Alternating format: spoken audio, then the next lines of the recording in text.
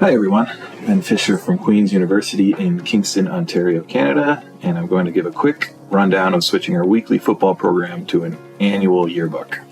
The biggest benefit to this is shifting all the work put into a weekly program on an already busy week hosting a football game, which is 4 times for us in the regular season and any home playoff games in the OUA, and shifting that to the summer when you have a little more time. Plus this way you're not scrambling for stories and content last minute, and you have some time to work with the team and make the content a little more intentional and meaningful. So I'm sure, as I'm sure most other schools are familiar with, we work with InDesign to produce our digital everything, including the yearbook. So once you have all your written content prepared, it's developing a general template for everything which you can play around with for some variety. This is our file from last year's yearbook. So we got the cover here. I'll scroll down, show a little bit. We keep the template relatively consistent for a clean feel throughout, but there is some opportunity to play with things. So this is just an early page, grabbing some content, putting it in there.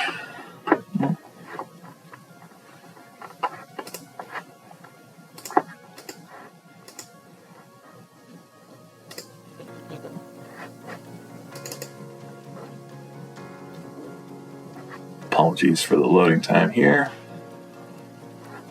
but this is something you can kind of play around with to make things look nice, whether you want to move it up halfway in between or whatever.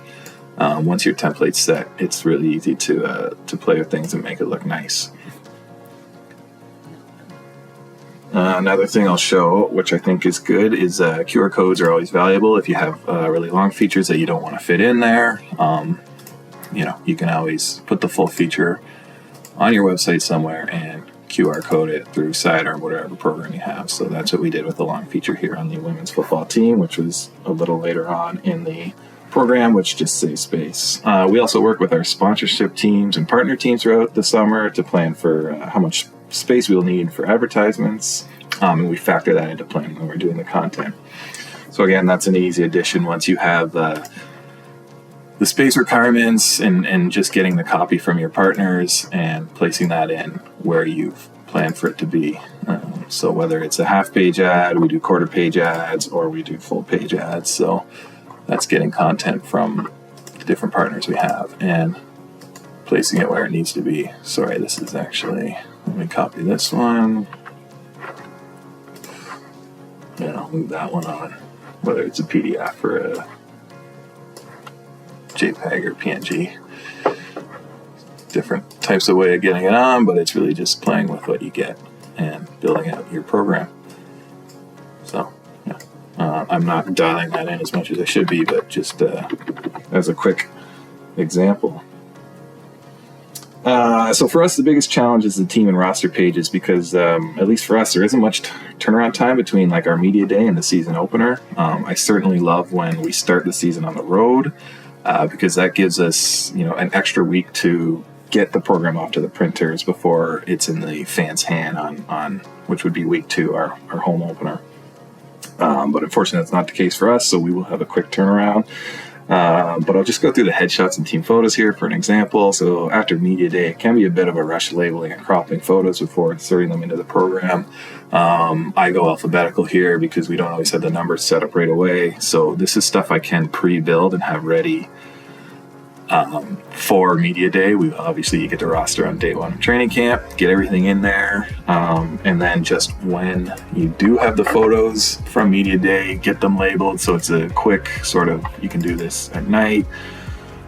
Don't look too closely because I'm not putting the right players in, but just as an example, we get the photos cropped, we get them labeled, and then we fit them in, and we'll go throughout and really finalize this. This might be sort of an all-nighter thing so that we can get it ready to go for the printer the next morning who needs a little bit of turnaround time to get that in our hands before the weekend.